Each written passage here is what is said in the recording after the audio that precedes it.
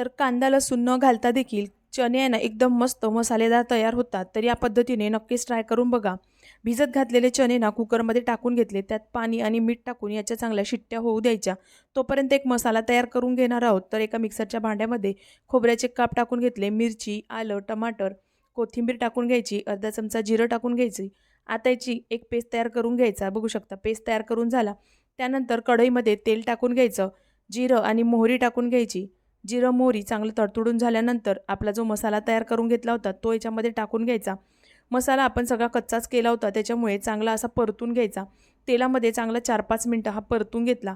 आता याच्यामध्ये काही सुके मसाले टाकून घेणार आहेत. तर लाल तिखट, हळद पावडर, गरम मसाला, धने पावडर आणि 1 चमचा चना मसाला टाकून घेतला. हे चांगले मसाले चांगले परतून घ्यायचे. आता याच्यामध्ये थोडंसं पाणी टाकून घ्यायचं. तर मिक्सरच्या भांड्यामध्येच फिरवून थोडंसं पाणी टाकून घेतलं. आता परत एकदा हा चांगला होऊ द्यायचं. दुसरीकडे आपले चणे बघून घ्यायचे. तर इथे बघू शकता मस्त असे सॉफ्ट आपले चणे झालेले आहे. असे हाताने दाबून बघायचे. आता हे सगळे चणे आपण या मसाल्यामध्ये टाकून घ्यायचे आहेत. तर सगळे पाण्यासकटच टाकून घेतले आहे. तर आता तुम्हाला रस्स्याची चण्याची भाजी बनवायची असेल ना तर एक उकळी देऊन तुम्ही याला बंद करू शकता. पण मी ते सुके चणे बनवणार आहे. तर त्यासाठी हे चांगलं ड्राय करून घ्यायचं.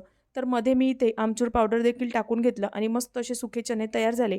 याच्यामध्ये ना 1 चमचा तूप टाकायचं. 2 हिरव्या मिरच्या टाकून हे मस्त तडका याच्यावर टाकून घ्यायचा. म्हणजे चण्याची चव अजूनच छान लागते. तर मस्त रसरशीत मसालेदार आपले चणे तयार झाले. यासोबत मी पुरी देखील बनवून घेतली. तर मस्त अशी खमंग, टम्म फुगलेली पुरी देखील याच्यासोबत बनवून घेतली होती.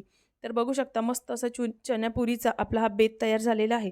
रेसिपी कशी वाटली कमेंट बॉक्समध्ये नक्कीच सांगा. Bye bye.